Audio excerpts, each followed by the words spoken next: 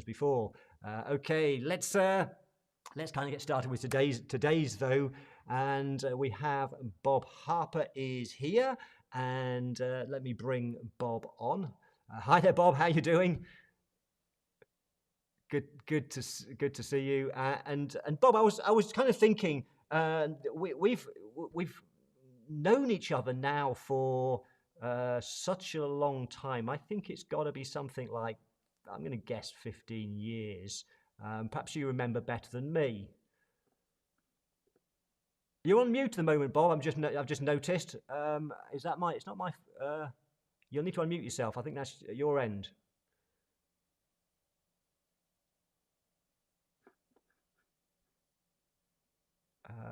Okay.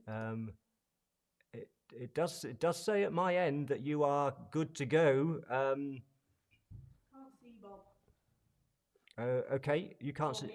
You can't see or hear Bob. Hang on. That's going to be probably my fault. It is my fault. Try that. Hello. That was entirely my fault. I pressed the wrong button, which I have been known to do from time to time. So let's go back and start that all over again, Bob. So, Bob, I think it must be about 15 years that I've known you, and it could be longer. So, when did we first met? Well, I think I know you longer than you know me, because I was listening to your voice in my ears on the business, the business forum where you were recording events. So I was listening to your voice and then taking those ideas, that knowledge, those frameworks out to businesses when I was an accountant. So yeah, that must be 15, 20 years ago. Yeah. Yeah, a long time. So, Bob, before we kind of get into the content of being life-centered and so on, and how we can help our clients at a deeper level, just introduce to everyone a bit about you. So, what's your background and what brought you to this place that you're at now? Well, there's a number of things I think that happens in people's lives that pivots, or those sliding doors, where you go in different directions.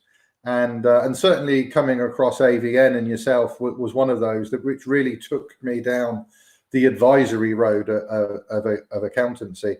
But I am an accountant. I started off in a bank in the tax department. I then trained in Pricewaterhouse. I was an expatriate tax consultant, nothing to do with advisory really, well, tax advisory, but not small businesses.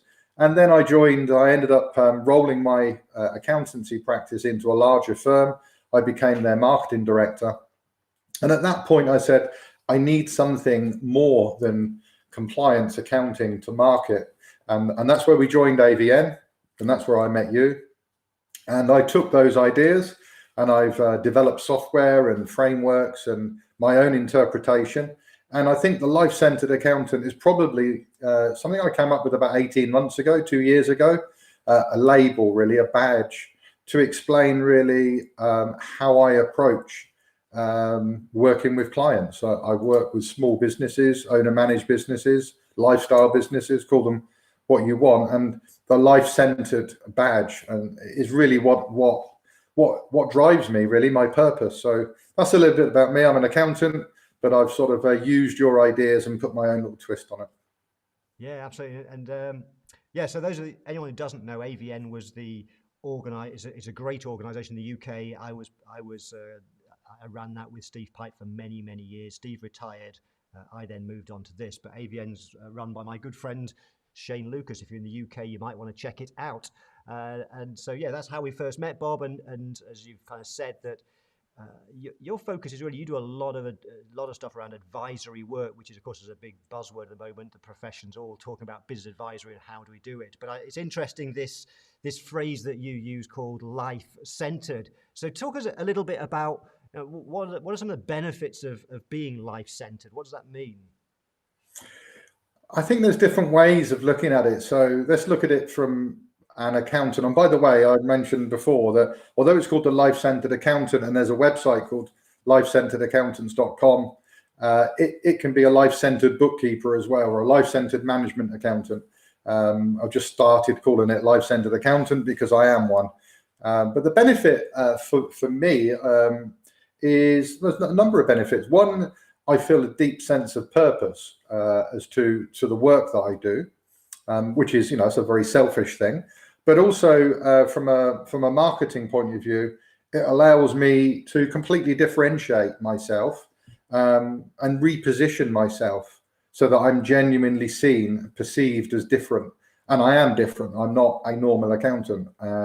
So that ability to stand out, to be a unique, a different choice. So if I was back in practice, I live down in Cornwall, and the nearest biggest town to me is Truro. If I was an accountant in Truro, when a business owner met me, they would have sort of two choices: to work with me as a life-centered accountant or one of the other 30 firms that exist. So being able to differentiate myself, position myself as very different, and also to be able to deliver much more value than a normal accountant who is doing traditional compliance work. And even if they've moved into business advisory, when I do business advisory, there's more value because I've connected it to something that's more valuable to the client. So the work that I do isn't just business advisory, it's business advisory with a purpose, and that purpose is linked to the most important thing for that client, whatever that might be. And it's very clear you're not a typical traditional accountant, as you said. I think that, I've got a lot of questions for you, and before I kind of dive in, just for everyone listening, as you're listening to Bob, if you have a question, please feel free to ask your questions. Stick them in the comments box. If you stick you know the drill now. Put QQ in front of your comment, then I'll see it's a question, and perhaps that little question mark thing at the end of it, just in case there's lots of stuff again in the chat box. I'll catch the questions. So please, if you've got any questions whatsoever, ask, and I will then pass them on to Bob so that he can answer them. And I know that one of the questions, Bob, that probably might be worth just going into a bit more detail is I want to discover things like how being life-centered helps you win more clients, and what sort of things does a life-centered accountant do. But before we could do that, can you just define a little bit more about what we mean by life-centered? Yeah, well, it's really about helping clients identify the life that they want, get the life that they want, and keep the life that they want, using money generated by their business.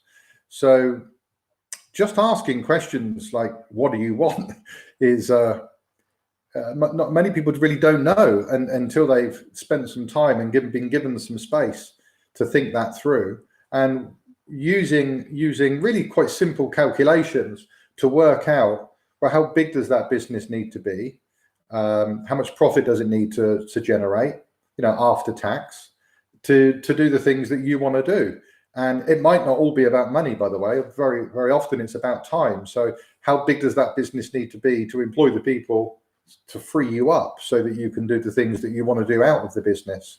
So it's about helping clients identify what they want and then figure out how to get it. And then once they've got it, make sure they keep it the life that they want. Yeah. Yeah. And you touched on a couple of things in what you just said there, which I think are really key points that I get a lot of questions from people talking about. How do I do advisory work? And worrying that they don't know all the answers, and how can I help my clients who know their business better? And the two things I would answer that, which you touched on, was firstly, it's more about the questions that you ask, and then secondly, it's recognizing that we are experts in numbers. We understand numbers better than anything else. So using our skills with numbers to help our clients.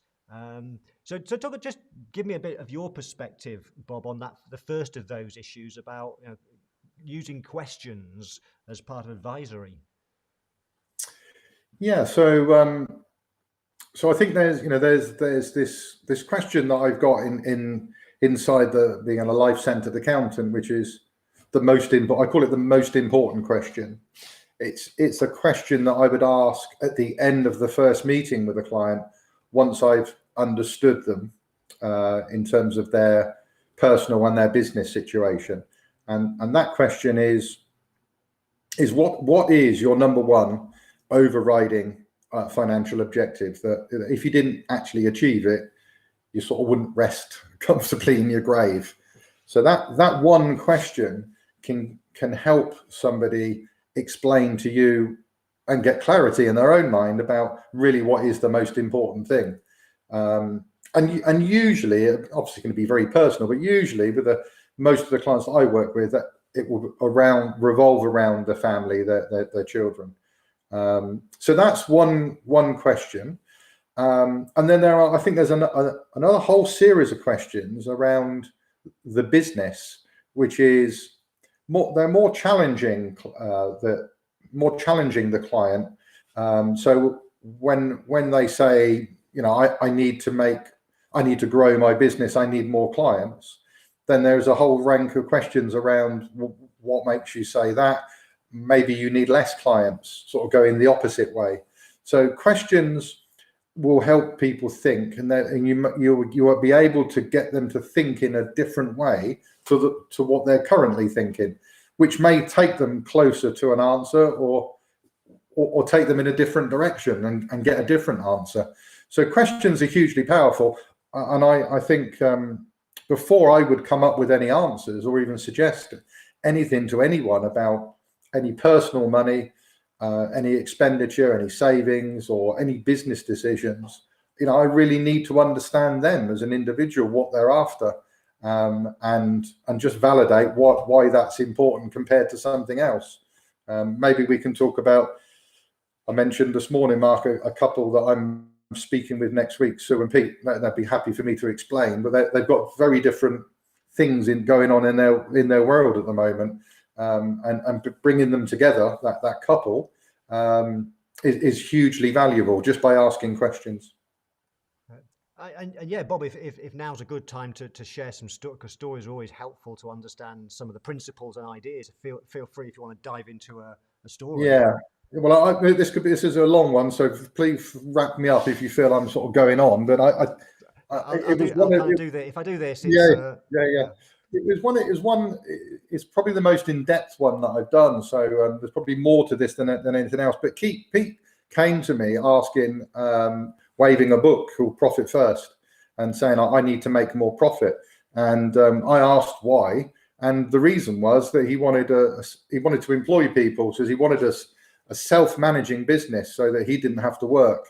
But he also, it transpired when I dug a bit deeper, he promised his wife for many, many years, they've got 5 kids, to actually have some money out of the business for her purposes, the things that she wanted to do, which was to actually buy some property that they can leave to the kids. That was really important to her. And there was a lot of tension in their relationship because that hadn't happened, and he'd been promising it for, I think, 17 years. And the promise was wearing a little bit thin. So the reason we were doing profit improvement, and I did a lot of like traditional accountancy work about managing gross margins and stock control, it was to get more money out of the business so that houses could be bought for the kids. So that's really what it was about. And that took a long time to turn the business around, about a year, 18 months. There were some fantastic results, and they've gone on in COVID to actually buy.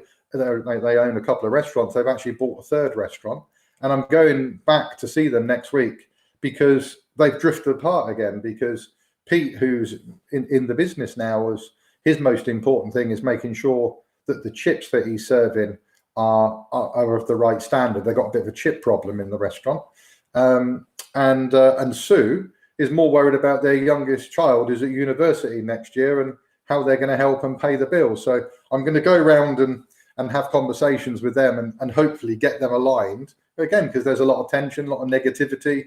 They're sort of very busy, but they live in their own world. So that's my job, to help bring them together. So what was the original question, Mark? I want to make sure I covered that. No, I think you did cover. It was about questions, and we'll talk about numbers in a short while, but I'm going to go off with a different question. But that just got me triggered. Great story, and what that made me realise is that I'm an accountant myself, as you know, a chartered accountant, and I think this is a great profession because we do have the ability to quite literally change people's lives, and I don't think that a lot of accountants and bookkeepers particularly don't or often appreciate the difference they can make to the lives of clients, and therefore they undervalue themselves. But we have a huge amount of experience, huge amount of expertise, particularly about understanding of numbers, and we really can change lives. And so my next question for you is, and before I get that, I'm just going to give a couple of shout outs because we really have, Bob, we've really got people from all over the world here. So we've got Lilianne's here from Boston, but I just noticed I got sidetracked by Grace is here from Kampala in Uganda. So welcome to the session, Grace. And by the way, if anybody here has got a question for Bob, I haven't had any questions in yet, Bob, but if you have got a question, then please stick it in the comments, put QQ in front, and we'll get to your questions and you'll get your questions answered. So let me know what you'd like Bob to share with you. But my next question for you, Bob, is, so how does being life-centered, how does that help you to win better clients? And I think one thing that most people are really interested in is, how does it help you to sell advisory services? Okay, so so winning better quality clients. So I mean that's an opinion, but my opinion on that is that I like to work with clients that value my opinion, value my input, value my energy. I don't really want to work with clients, and I've had the misfortune of doing this over the years, that just want me to prepare their tax return or their VAT return or their annual accounts when they want it done.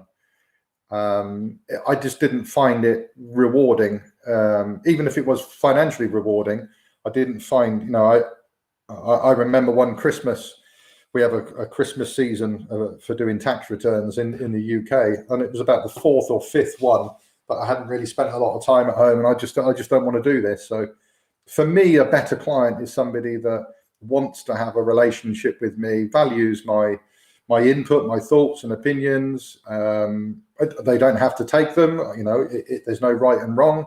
But and that might be, I don't know what the stats are, but if that's 20% of the market or 10% of the market or 5% of the market, I'm happy with that, because those clients are typically not getting anything from the 100% of accountants that are out there.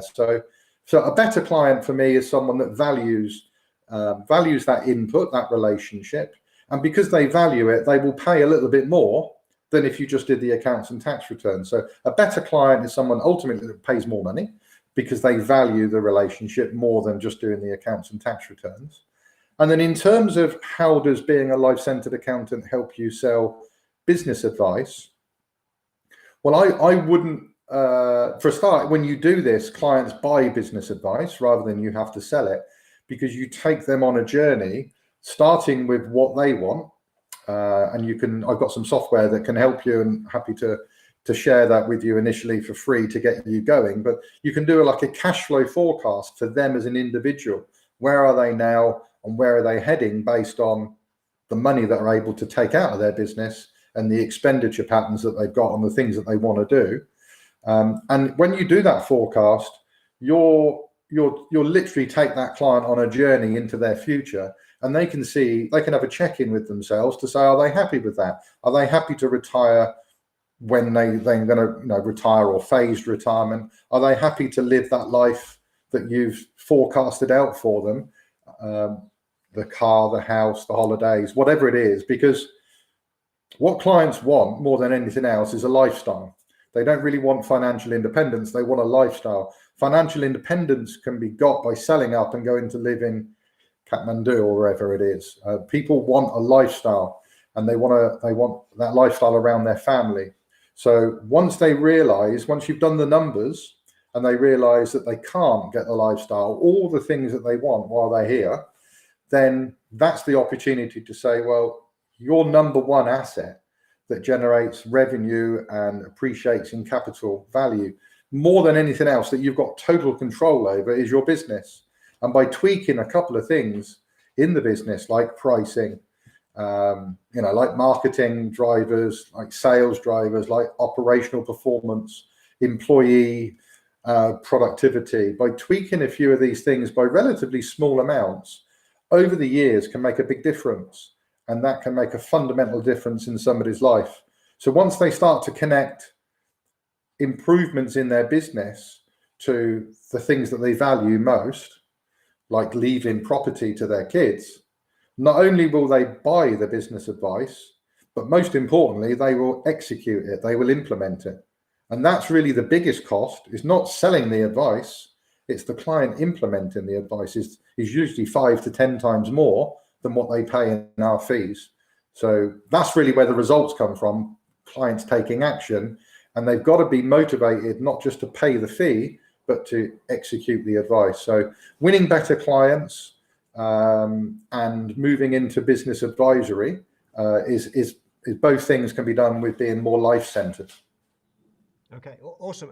And actually, I've got a question from somebody else here, but I'll come on to that. But you said something that triggered in my mind another challenge that accountants and bookkeepers have when it comes to advisory work. And we kind of touched on it earlier about, it's power of questions and also using numbers. But then you talked about just now how making some small changes, some small changes in the business can have profound impact, which it absolutely can. When we understand the numbers, an increase in price by 5%, an increase in growth by 5% can have a big impact. And you mentioned changing price and marketing and changing growth, but I sometimes get the feedback saying, yeah, but I don't know how to help clients with that. I can crunch the numbers and show that if you change your price by this or get 5% more customers, but I just don't know how to help clients. What would be your thoughts on that? How would you advise accountants, bookkeepers that they can do that sort of stuff? Yeah, well, let me go back to Pete, and Pete owns a couple of restaurants. And when I sat down with his team, by asking them, so what could you do to increase sales or to reduce the cost of staff, which was a real issue for them. They thought that they were spending way too much on people. The sort of the shop manager said, well, we could change the table layouts. And he started using sort of industry language, which I can't remember now, but the travel time between serving. And we were looking at a different, rather than serving to the table, getting people to come up and order and then go and sit down and get the food delivered to them. A more, I think that's Nando's chicken in the UK, that sort of style. So I didn't have to come up with any of those, just by asking questions. What can you do? How else could you do it? They started to come up with their own, because they're the experts, they knew the industry. However, having listened to them now, I've got those ideas. So and I've read a few books on restaurants, so I've educated myself in that niche. So I think if you start to do advisory work, you'll pick up ideas. And if you start to read, there's a ton of information out. Most of it is free or very low cost on certain sectors, and I think a lot of it can be redeployed from one industry to another industry. And I find it fascinating. I love it. I love listening to your stuff with AVN, and I love learning. So for me, it's no hardship learning those ideas. But I don't feel obligated to have all the answers. But if the client's stuck, then I can always go back and come back with some answers after doing a bit of research. Absolutely. And sometimes it's just an outsider's perspective, because a lot of small business owners, they're so entrenched in the business, and to use Gerber's language, doing it, they don't stand back and see some of the obvious things going wrong. I remember a story, because one of my mentors was Paul Dunn, the Accountants Bootcamp. I'm guessing you probably did it. Did you, Bob? Yeah, I didn't do it, but I know him. Yeah. Yeah, and I think he told me a story which I thought was really interesting of how a client with a small corner shop was kind of struggling and wanted to increase the business. So the story was the consultant, the accountant, went along to the shop and just watched. And that's what they just observed. They just spent a little bit of time as an outsider looking in. And what they discovered was that the people would go into the shop, they'd go and pick things off the shelves and hold them in their hands, and they'd get to the counter and they'd go to the counter as soon as their hands were full, because they couldn't but physically couldn't buy any more stuff.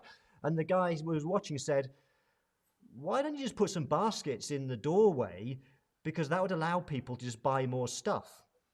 And it's a really simple idea, but this corner shop had never thought of it. So they put in place baskets. People could then fill the baskets. They bought more stuff. And whilst that might sound such a simple idea and probably have inconsequential, the reality is when you crunch the numbers and understand the numbers, if that enables, by giving people the ability, the customers, to buy more stuff, if on average they increase the amount they spend each time by, let's say, 10%, that increases the business by 10% and bottom line by 20, 30, 40%, depending on margins. It's very often it's these little things, these little ideas that can have profound impact.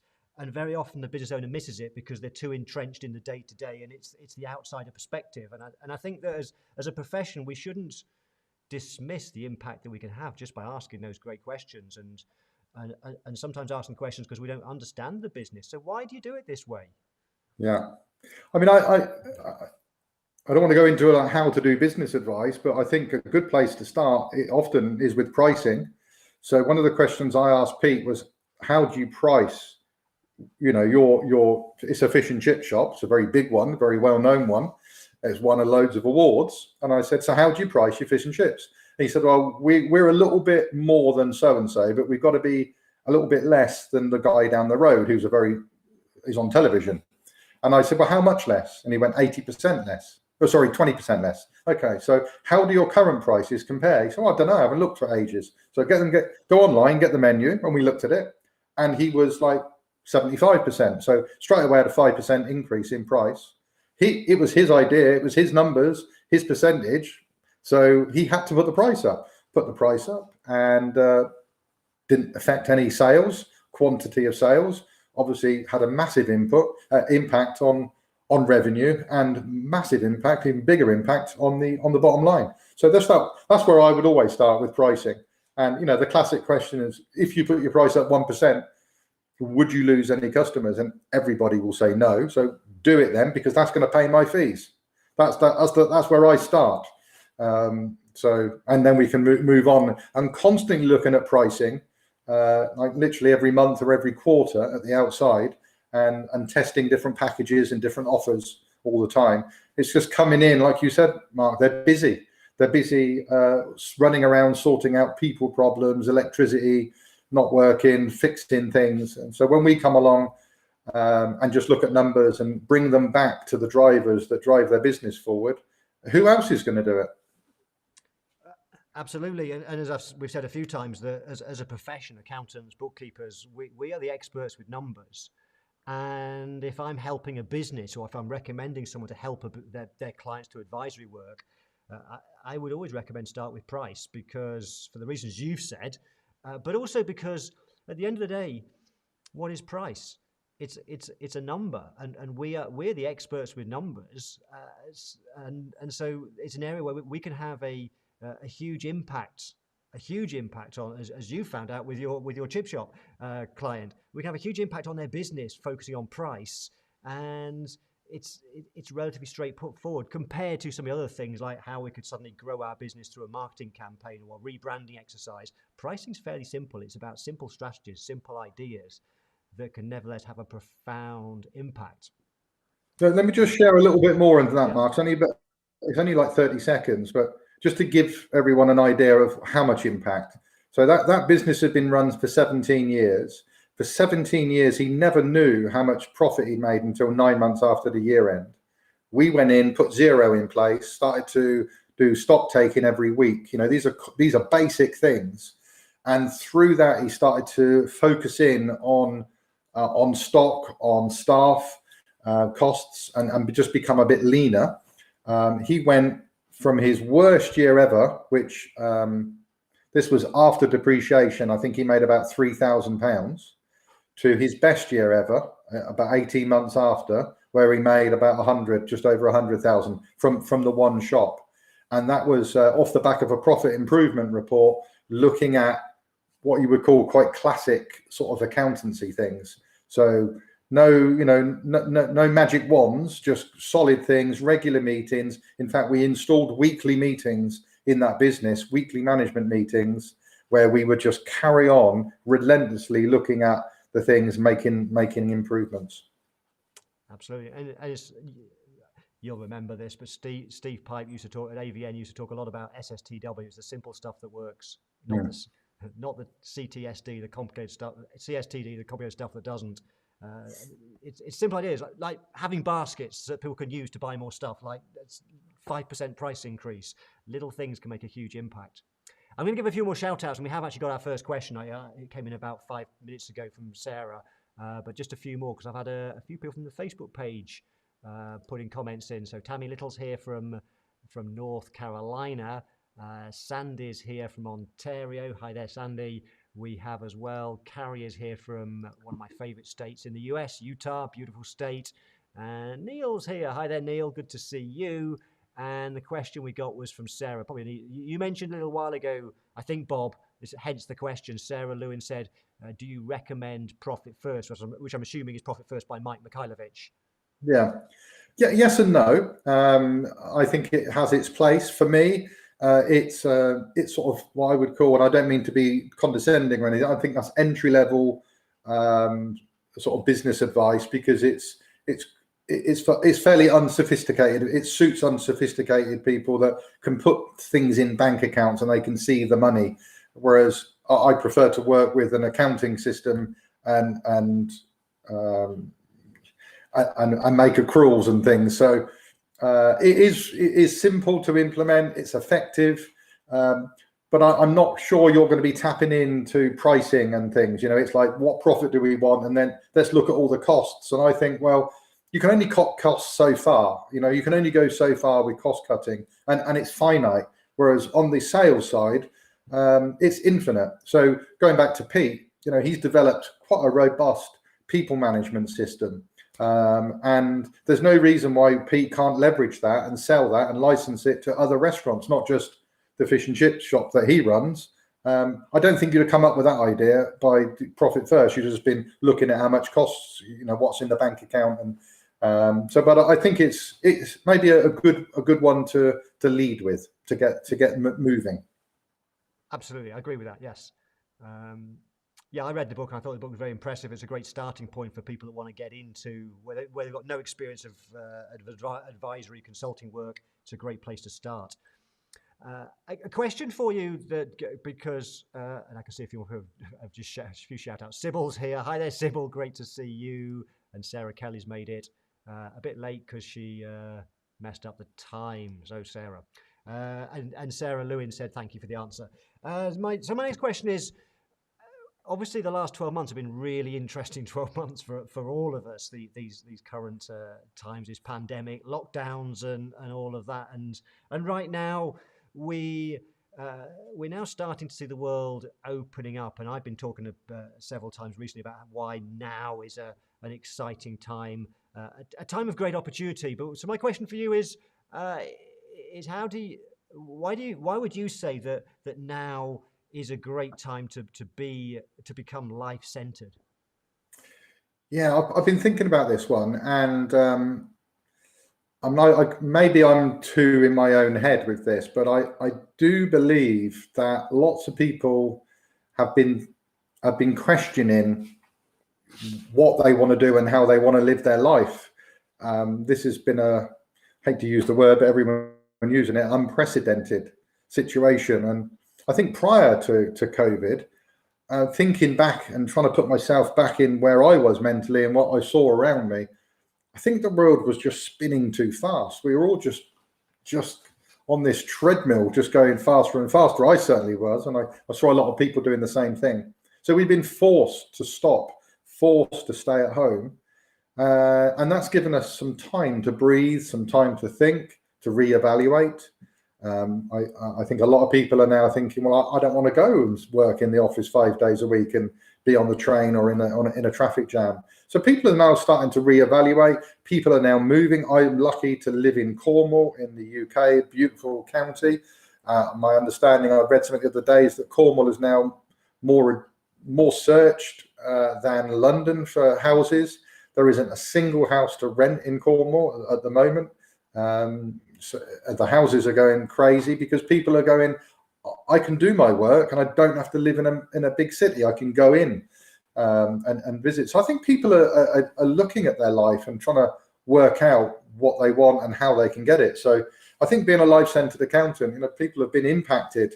People we've lost people, and people know that, you know, been hearing it on the news for a year or more, and constantly, and we still do. So I think it's got people to think, what do I want? So to reconnect with clients when we start to actually meet them face to face, and just say, how did COVID impact you? Have you been thinking about, you know, do you want to go back and do what you were doing, or do you want to do it a different way? I think it's just a natural conversation, and leads naturally into being a life-centered accountant and being able to offer. Like I've decided to do this new thing where I can help people map out, you know, their financial future. I'm great with numbers. I can do this cash flow forecast. We can have a look at your life in the future based on what you're currently doing, what you expect the business to do. We can maybe do a business valuation, start thinking about when you want to sell, and give you some clarity and some certainty, some peace of mind over the future, for you and your family. So I just think it's a natural time to be having that conversation. And I just think people are now more community based. A lot of people have been helped, and a lot of people have helped people. I just think we're a little bit more human now, maybe. I agree with all that. It's definitely been a time to reflect and think about what do we want from our lives. And I think that there's been such a big upheaval for many small businesses that they need their accountant, their bookkeeper, someone to help them and hold their hand a bit and ask some searching questions. I think more than ever, it's an exciting time. Bob, I know you had something you wanted to show on the screen. I don't know if now's a good time if you want to do that. Okay, you're nodding. I'll just before I do that, Aurora says from southwestern Illinois in the US. Looks like you have lots of international fans here. Yes, we do, including Uganda, which is awesome. People from all around the world at the moment. Apart from the Australia, where it's probably a little bit, it's not the right type of day for the Australians. So I apologise to my Australian friends. Anyway, yeah, you've got something you want to walk through, Bob, which would be really interesting. So if you're okay, I'll just pop across to that. Yeah. So just to explain to everyone, a picture paints 1,000 words, and to be able to explain and show a client or a prospect what you do can be much more impactful than just explaining it. Like I've just been saying, well, we can do a cash flow forecast. So what I'm going to show you is something called the bucket presentation. And I'll be totally honest with you. I've sort of stolen this from the world of financial planning. I believe the world is becoming much more blended now in many different ways. So coming back to accountancy, I'm not sure what you've got in the States and in Canada and Uganda, but in the UK, what I've noticed is banks that are launching, the challenger banks, and they've integrated accounting systems. And I hear that QuickBooks is doing bookkeeping as well now. So we've got this merging of things going on. And I don't see why accountancy can't bring things in to what we do, or bookkeepers or management accountants can't bring things in. So yeah, this presentation is from the world of financial planning. I think it works perfectly for the life-centered accountant. And this is delivered at the end of a first meeting. So if you imagine being with a client, and you've had a 30-minute, 45-minute, maybe an hour conversation, new client, and you say, look, thanks for answering all those questions. You know, I now got a really good understanding of where you are personally, and your business and how important that is.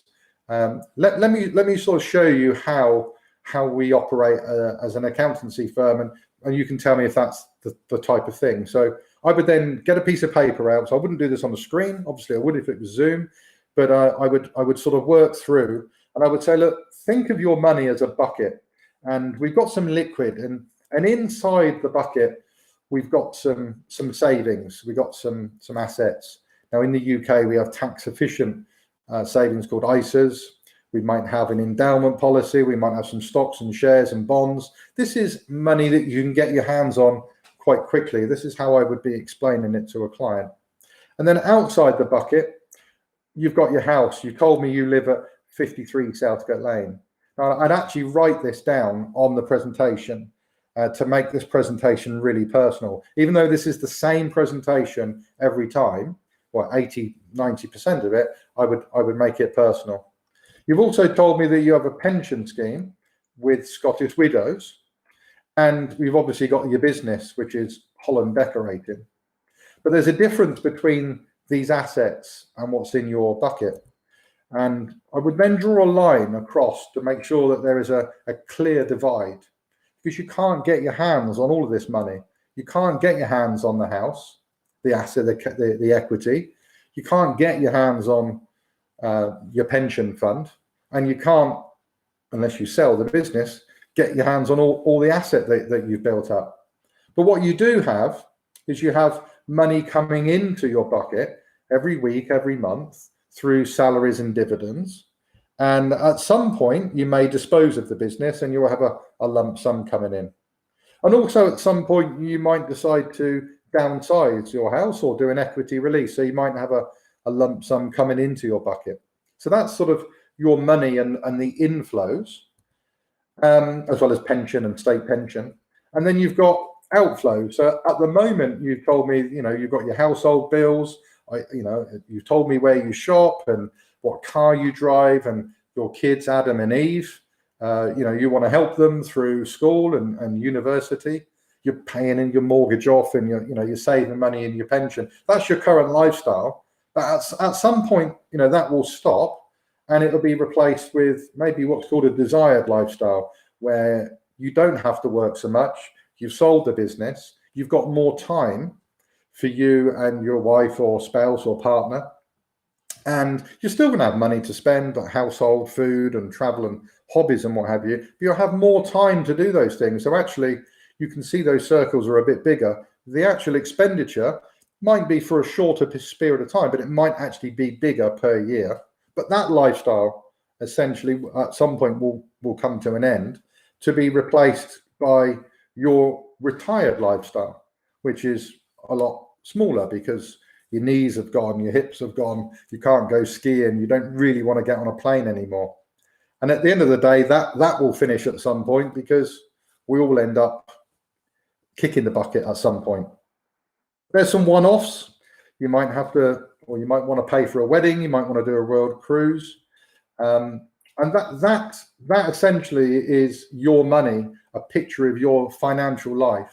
And my job as a life-centered accountant is to help you manage your bucket, to help you get the best out of your money, out of the assets that you've got, so that you live the life that you want to do. And we've got some software that can help you, and we can meet with you every quarter or at the end of every year, and we can review this and make sure you're on track and support you and make sure that your business is delivering you the salaries and dividends that you need to live the life that you want. So that's how we work as an accountant. So we can do this sort of work, or you can just look for an accountant that does the accounts and tax. So that's how I would present being a life-centered accountant. And I would give this picture, I would give this drawing to the client. That's their bucket, it's their life. And if they wanted to, they would come back for a second meeting. And in between the first and second meeting, I would do some number crunching. I would ask them for some information about their pensions and more detailed about their household costs and where they want to go on holiday and how much that holiday is going to cost, when they want to sell their business, how much they think they're going to sell it for. And I would do that cash flow forecast, and I would do the first meeting is obviously for free.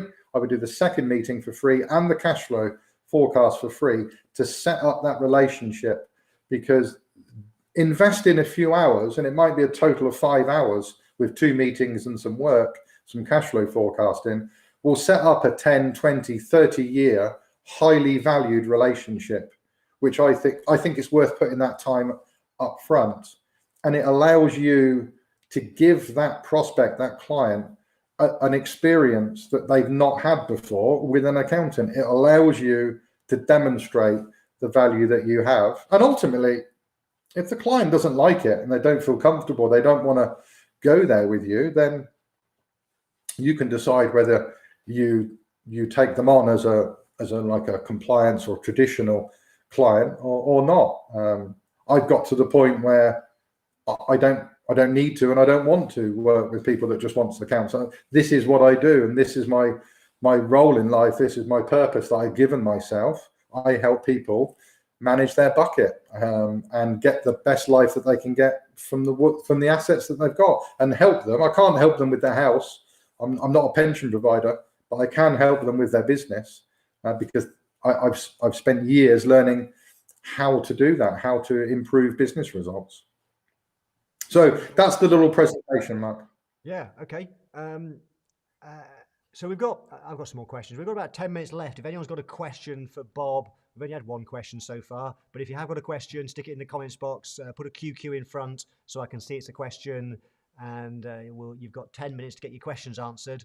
I suppose my thought watching all that and listening to what you're saying, Bob, is, so if I can kind of, in my simple mind, what we're really talking about here is that whereas business advisory is more thought about just working with the business, what you're doing is taking a more holistic approach. And really, I see it as being helping the client, not just with their business, but helping the client to get the life that they want, and by understanding the numbers and looking at, you mentioned when you looked at the about investments, pensions, and so on. Did you see there's any sort of conflict there might be with financial advisors? Yeah, I mean, yeah, a number of financial advisors are moving into working like this with clients, but they tend to work with clients that have got a lot of money. And the clients that I tend to work with, all their money's tied up in their business. So they haven't got a lot of cash, if you like. They haven't got a lot in their bucket for the financial advisor to manage. So yeah, I think financial advisors are better doing this with clients that have got a lot of money, because the advice is going to be around which investment to take.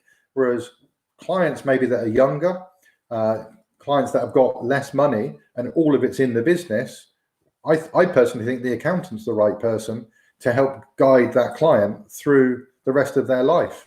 But also, there's going to be a time where you collaborate with a financial advisor. So as that business starts to kick off more and more money that they don't need for salary and dividends to live the life that they've planned out, and you can do budgets. So you can do personal budgets as well as business budgets. That surplus cash needs to be put somewhere. That's the time to recommend a financial advisor, or if you're in a firm with a financial advisor department, you can bring them in at that time. So yeah, I think there is potential conflict, but I think there's more to be gained by working with financial advisors than against them. I think horses for courses on that one.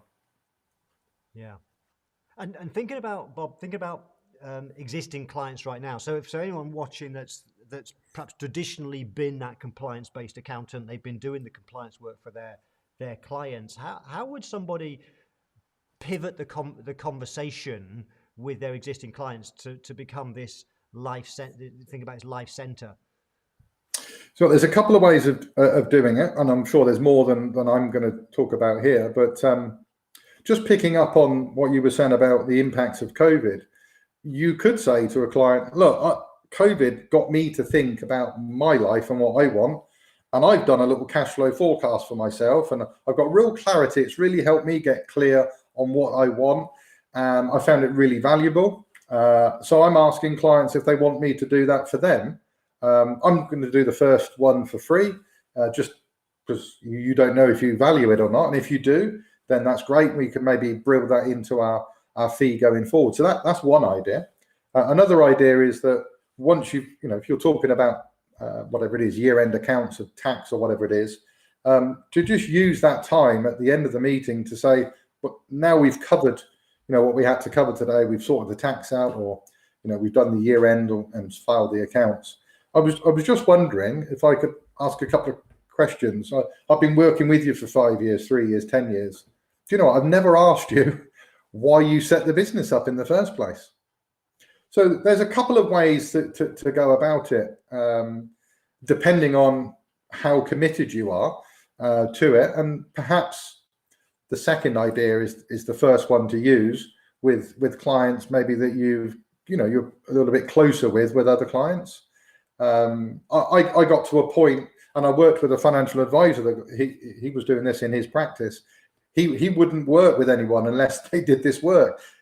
Not because he couldn't. He just said, I can't advise you on investments without knowing not what you're prepared to risk, but what you need to risk. So I sort of turn that into my world. I can't advise you on tax efficient strategy to extract money from your business unless I know what you need and what you should be leaving in the business. So I would sort of just do it mandatory, if you like. So yeah, there's the mandatory, there's the personal story that I've done it might help you, and then there's the question. I've been working with you for 3, 5, 10 years. I've never asked you why did you go in business? What were you hoping to get out? And many people will think, you know what, I've forgotten. Oh, I wanted to do this, and I've got caught. So you'll just open up a massive conversation there. Yeah, there's so much truth in that. I think that people just need to be reminded what's the reason for doing it, because as I said a few times already, we get so stuck in doing the day-to-day stuff that we don't take this step back and look at the bigger picture. And it kind of reminded me, as you were saying, that some people here might actually know this, but yesterday happened to be the anniversary of when Sarah and I left the UK to start a new life in Portugal. So we've been here for 12 months. And for me, that's been a dream for a long time, over a decade now, and it took a long time to pull the plan together to build the life that I want. And we've had an amazing 12 months. The sun is shining now. We went to the cafe earlier and had a coffee. We'll probably go out for a beer later. And it's one of those things that I think small businesses, they have these dreams and stuff, but sometimes somewhere along the way, because of the challenges and COVID and stuff, they kind of lose sight of their dreams. They forget what they're doing this all for. They're working crazy hard just to pay the payroll, meet the payroll and whatever. And sometimes it's just having somebody ask them some questions, get them to think different and re-energize them, get them back focused on what do they want out of life. I think that's so powerful. We can add so much value with that. Yeah, there's something that I think would be worth people just checking out. If after the call, if people want to check this out, if they type into Google the elements of value, it's a piece of work done by Bain and Co. I think it's a Forbes article, the 30 elements of value, and it's based on Maslow's hierarchy of needs. And towards the top, the life-changing elements of value. There's about 10,000 interviews that go into this. It's a really robust piece of work. But right at the top on life-changing, you've got motivation and hope are two of the values that they identified. And that's what a life-centered accountant can deliver.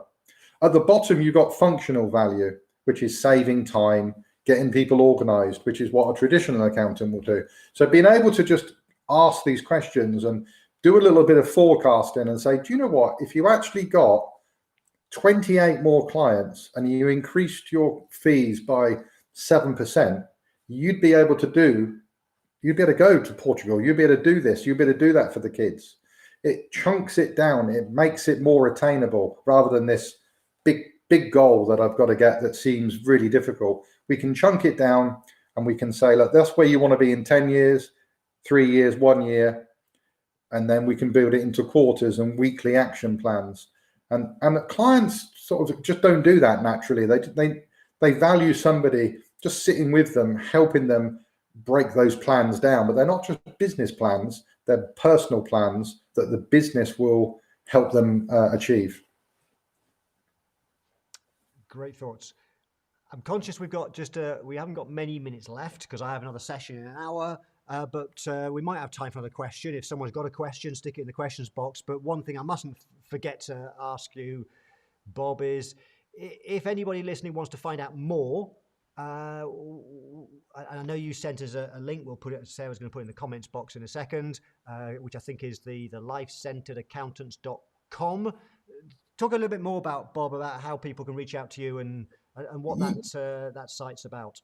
Yeah, well, this is new. So this is a new initiative. I only came up with, like I said, it's been on my mind for a while, but I've only actually done something earlier this year.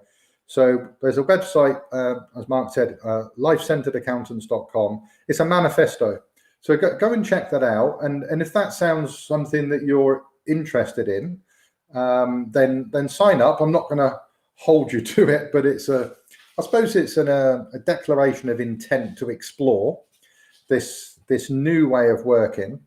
There's a logo there, which I'm called a badge. So you can use that badge on your LinkedIn profile, on your social media, on your website, to sort of indicate that, you know, you're a little bit different. You've got a little bit something extra to offer. There's a Facebook group that if you sign that manifesto, I'll invite you into. And there is some software that I've developed called Life Number.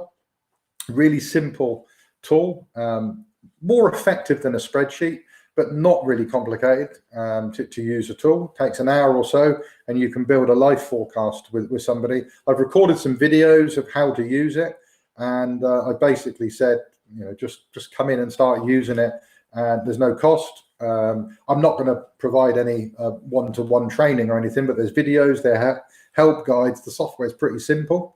There's a couple of extra little things in there which are quite nice, like a wheel of life and a step back questionnaire and a business review, which you can send out to clients. So if you're curious, I suppose that's as far as I wanted to expect to take somebody today. If you're curious about this, then that's the step to take. Sign the manifesto, and when you do that, I get an alert and I can send you out an email, and that'll get the ball rolling, and play with it. That's what I would say. Just play with it, experiment, and see where it takes you. And if you like it and your clients like it, then move forward. And if not, then nothing ventured, nothing gained. Is that the phrase? Nothing ventured, nothing lost. I'm not sure which way it is. Okay, thank you, Bob. We have a couple of questions come in, which will have to be quick because I've got 2 minutes before we wrap up. Also, Kaylee Jones said, let me just check this. I'm trying to do this for my own life and starting bookkeeping to increase income and location freedom. Good for you, Yeah. Kaylee. Aurora asked a question. Is the phrase life-centered accountant copyrighted, or can it be used by others, Bob? No, I want people to use it. So I'm not going to protect it. It's just a goodwill thing that I'm doing. I've got other software and other things that I do. This is something I've stumbled. I announced I was going to do something, and I've now got to do it. So yeah, it's totally free, and yeah, you don't need to use the badge.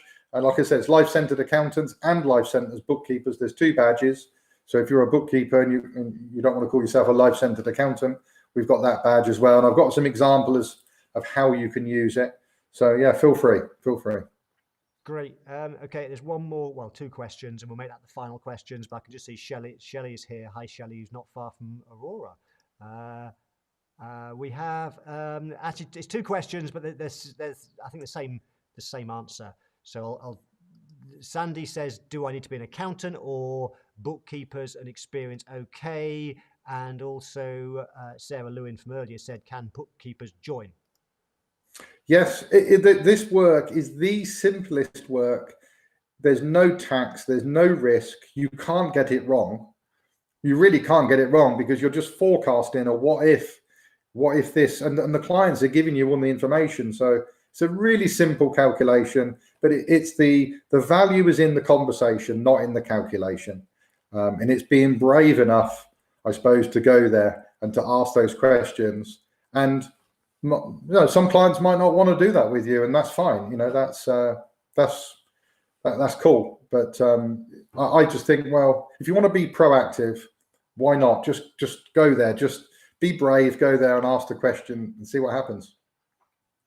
Awesome. Thank you so much. And just by way of wrapping up, I just saw Stuart's just said, I've signed up for the manifesto. Stuart, hope you're well. It's been a long time since I last saw you. Hope life is good with you. I sometimes catch up with you on Facebook and see what you're up to. So I hope you're well. And a number of other people. Bob, just let you know, Sarah says, thank you so much for your time. It's been valuable. So is the other Sarah Kelly, says this is wonderful. So thank you so much, Bob. We'll have to wrap up now. But what I will do is I will people can carry on the comments. I play out with some music. You can still type if you've got any more final questions. I can always forward them on to Bob, or you can reach out to Bob. Thank you so much for coming along. If you're in the Online Live Academy, I have a session in just under an hour where I'll teach you how to scale and do business advisory through a business club. And I'm running a similar session, if you're not in that, next Wednesday. So watch out next Wednesday for a very special session that we're putting on at 11 o'clock Eastern Standard Time. So I may well see you then. Right, enjoy the rest of your day. I will catch up with you live again very soon. Goodbye for now.